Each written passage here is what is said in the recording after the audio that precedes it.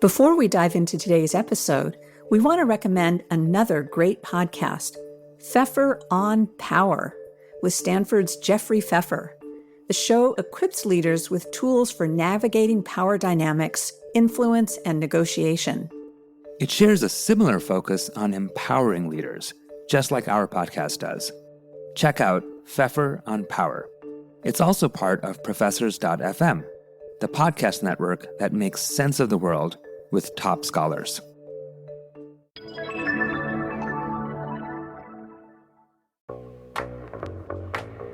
Hi, I'm Jenny Chatman. And I'm Srivastava. We're professors at UC Berkeley's Haas School of Business, and we've dedicated our careers to studying and advancing effective workplace cultures. Jenny is a psychologist who helped create the field of organizational culture research. And Samir is a sociologist who's pioneering new ways to use big data, AI, and deep learning to uncover insights about what happens inside organizations.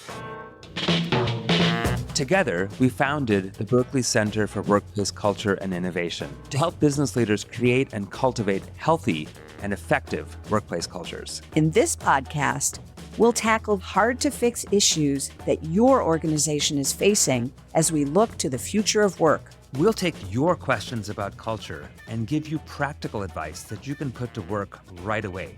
Join us for The Culture Kit with Jenny and Samir and start building your culture toolkit. Samir, how are you? Hey, I'm doing great, Jenny. How about you? Great. Well, we have a really interesting show planned today. Can you tell us a little bit more about it? Yes, our question today is super timely for leaders. It comes from Laszlo Bock, who led people operations at Google for a decade before founding the companies Humu and Gretel AI. You and I are also working with Laszlo on this incredible CHRO Academy and executive education course that launches in just a couple of weeks. Many employees are looking more and more to their employers to take stands on social and political issues. What should C-level executives do and say? Well, like I said, that's certainly a tricky question.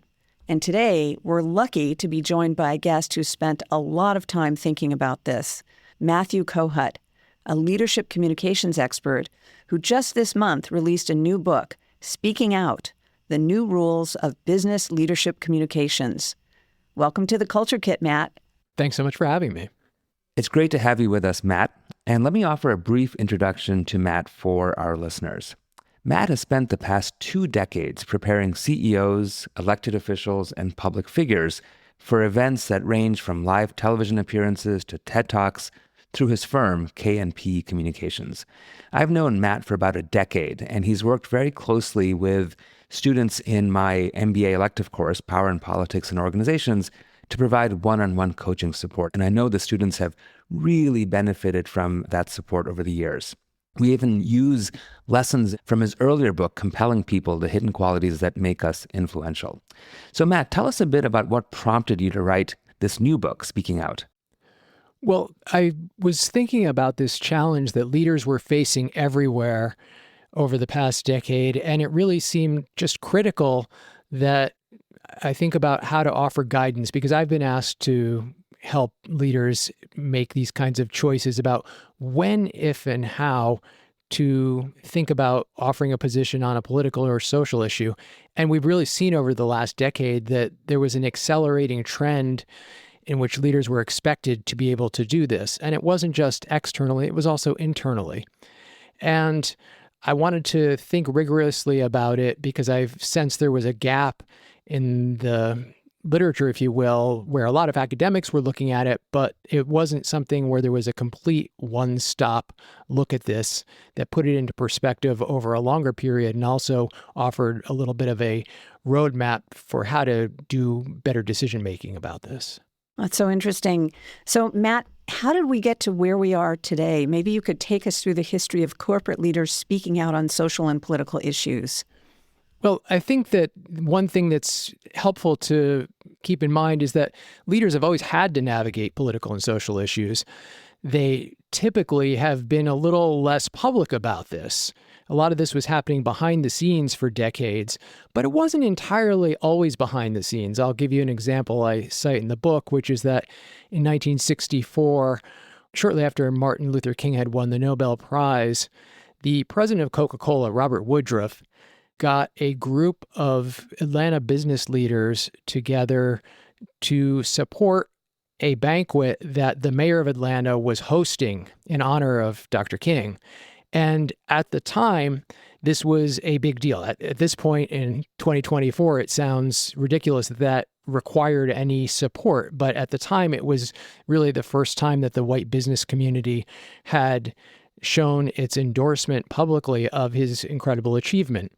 And for Woodruff to do this is an example of a corporate leader engaging in political and social issues in this way. He didn't issue a statement in the Atlanta Journal-Constitution, but it was an example of the kind of engagement I'm talking about.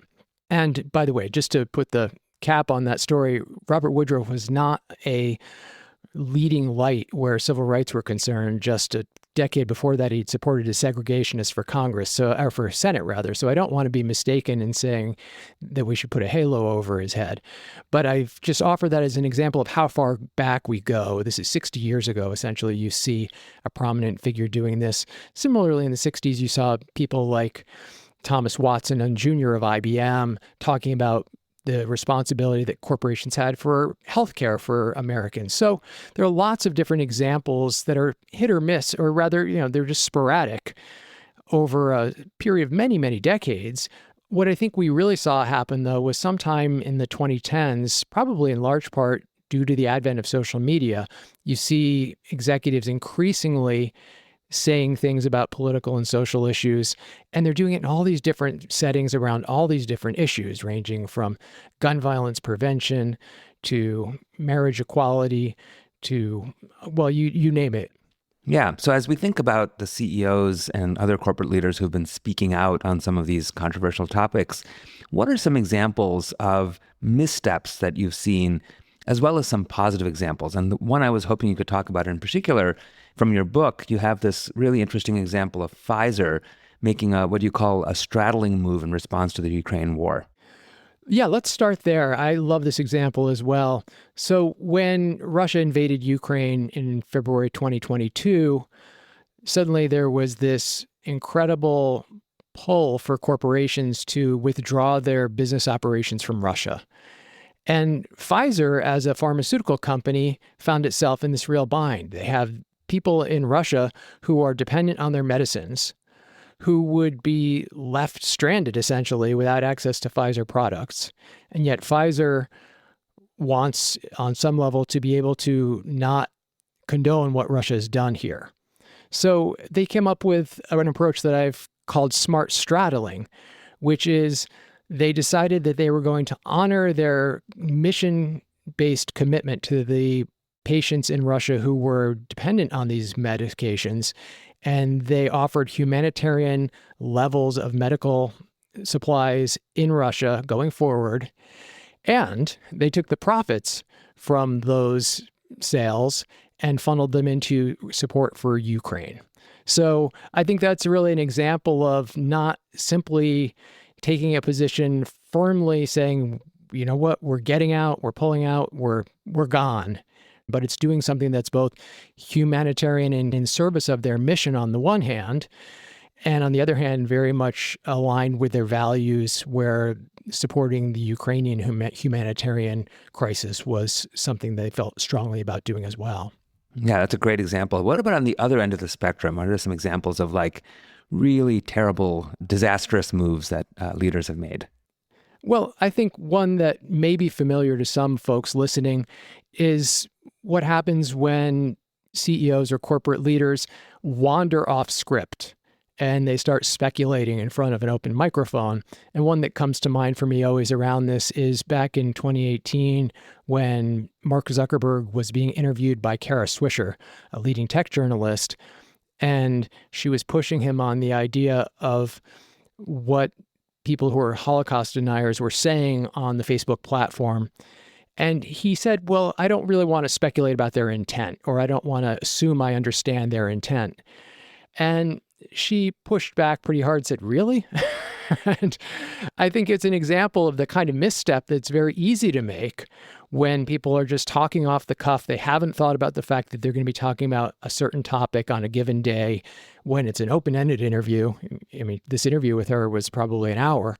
And so they covered a lot of ground, a lot of topics, but you can guarantee that the one that made the headlines the next day was about this question of him saying, well, gee, we shouldn't presume to understand the intent of these people who are Holocaust deniers on Facebook. So I think that that's a relatively straightforward example.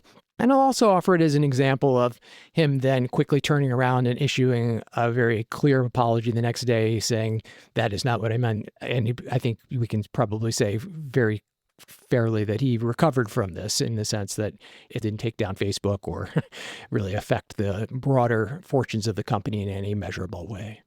Well, that's an interesting example. I'm sure there are many examples. And I'm wondering generally if the best way to recover is simply to apologize or if there are some other tactics people can use. But I'm also wondering, from a cultural standpoint, how those missteps might permeate through an organization and hit employees who have an even more kind of reputational investment in what their CEO says. Well, that question brings to mind another example from the book, which happened after the murder of George Floyd in the summer of 2020. So if you cast your mind back, a lot of corporations were feeling like they were under immense pressure to show that they could do better on racial justice and racial equity for their employees specifically. And a lot of companies came out and said, here's what we're going to be doing. And one of those was Wells Fargo. And CEO Charlie Scharf made a statement, again, like many other CEOs at the time, and he spelled out specific commitments that Wells Fargo was going to achieve. And one of them was doubling its number of Black executives.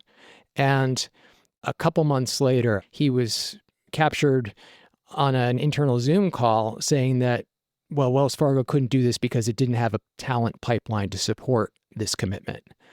And then this was leaked to the public, and he was pilloried for this. And I think it's an example of one where the consequences for him internally were probably worse than they were for him publicly, in that his Black employees clearly heard from their leader that this was someone who didn't think they had what it took to fulfill this commitment that he had already made publicly. So I think you're absolutely right, Jenny. This is a huge challenge, and leaders need to be really clear when they're making commitments that they're ready to back those commitments. And I think that's one of the big points I make in the book, is that there has to be an accountability dimension to taking a position, taking a stand on an issue. Yeah, so thinking back to the George Floyd example, that was one where there was, I think, a fair amount of consensus in the business community that there was a need to respond. But if you think more generally about issues as they come up, there are all kinds of issues on which a firm could take a stand. How do you think about the principles for when a firm ought to take a stand? And say a little bit more, if you would, about the role of values, but also going beyond values and culture. What are the other factors you think about? Well, I think you've hit the nail on the head here, because there's really an if question as well as a when and how. When you're thinking, what stand would you take? Should you take a stand is question number one, and it's not always the case. In fact, I would argue that most of the time when employees or when people are being pressured to take a stand, the answer is probably best to be a principled no. And that's because you have to put this through a few filters here. And one is just starting with mission relevance.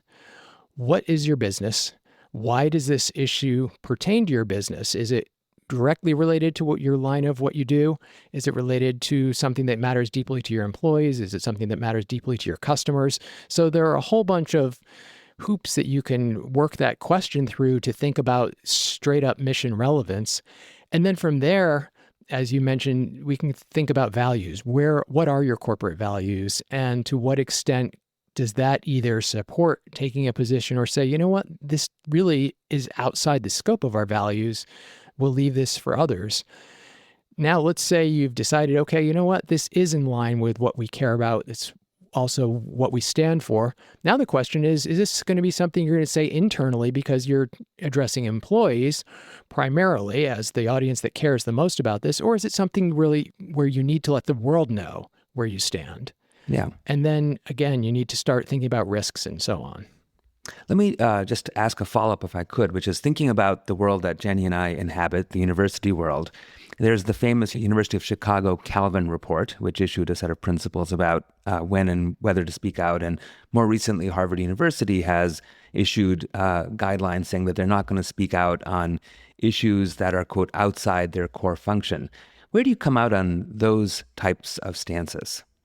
So a university is a unique entity in the respect that a university is there to share, exchange, and build on ideas. And so I think you can make a principled case that the university's core function is to be the platform for lively exchange of ideas, debate, and so forth, and that the university itself shouldn't be taking a position on ideas that aren't germane to the health, welfare, and well-being of the people involved in the university. Now, I mentioned that last caveat there because it's easy enough to say that universities shouldn't take a position on the latest flare-up in foreign policy, but it's very easy to imagine something like the next pandemic where suddenly everyone has to be vaccinated again, for instance, let's say.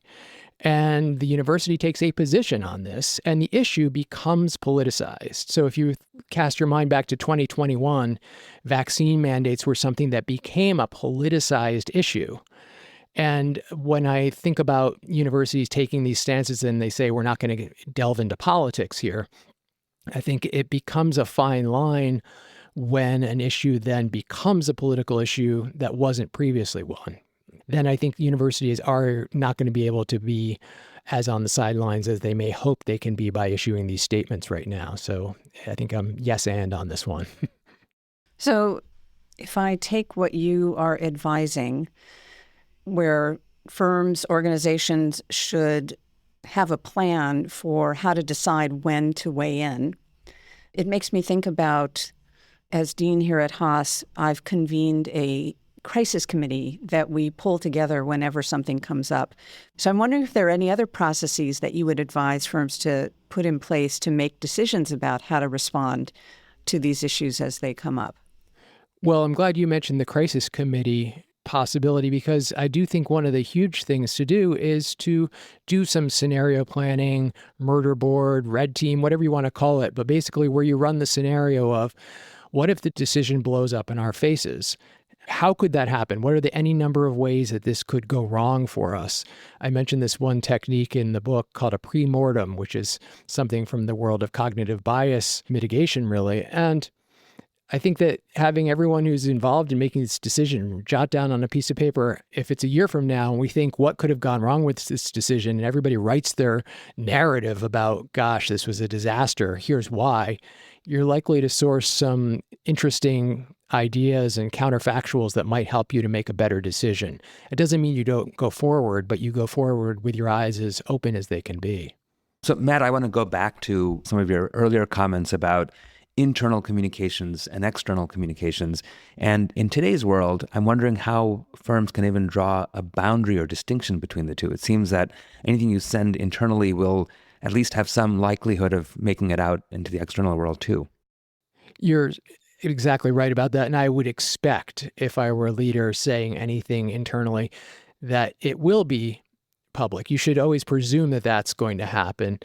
That said, I know lots of leaders who communicate about issues internally, and their issues never end up leaked, or if they do, the leaks are so narrow that they don't really affect the reputation of the organizations. And I think that's because these leaders are savvy about what they're communicating internally to the point that it's not interesting enough. And I mean interesting in the way that gets you into trouble. So I do think that you're right. You have to always assume that anything internal is also going to end up on the front page of the Wall Street Journal or so. And knowing that, how can you craft your messages internally with that kind of risk management approach to what you say? So, Matt, I have one last question, and it's going to sound like a strange question. It's going to sound like I haven't been listening to you, which I have. But in the context of hearing lots of leaders these days talking about trying to become more politically neutral because of how dicey these situations become, I guess I have the big question of, on balance, does your research show that CEOs and organizations should or shouldn't weigh in on social and political issues? Are they overreaching when they do, or being under-responsive when they don't? So let me offer a couple different perspectives here. One is that the old way of doing things, the 20th century way, if you will, was CEOs just tried to avoid issuing public statements about political and social issues pretty much at all costs. I think now the calculus has changed where if you're always just trying to keep your head down, sometimes you may be seen as the laggard in your industry. If everyone else is taking a stand, where are you? Your silence can actually speak volumes in a case like that. So I don't think it's possible to necessarily avoid everything all the time. Now, let me offer another thought, and this is more of a niche approach, but you see it in certain businesses. Some businesses brand themselves very consciously as representing one side of the aisle or the other in our two-party system here in the United States. And so I'll offer Jeremy's Razors on the one side as a business that presents itself as anti-woke. And then you have Penzeys, the spice company, on the other side, which is very proudly progressive. If you think back 30 years, Ben & Jerry's has been flying the progressive flag very proudly for many decades. So for some organizations, you can actually see the business case for taking principled positions in your direction over and over again, and it almost becomes part of what's expected of leaders in those cases. It doesn't make it always easy to make those choices, but those are, I would say, like I said, more niche than a company that's going to try and sell sneakers in blue states and red states alike. That's the big trade-off here. So Matt, say one is a leader of a firm that is trying to sell across blue states and red states. What advice would you offer to the head of such a firm about when and whether to speak out?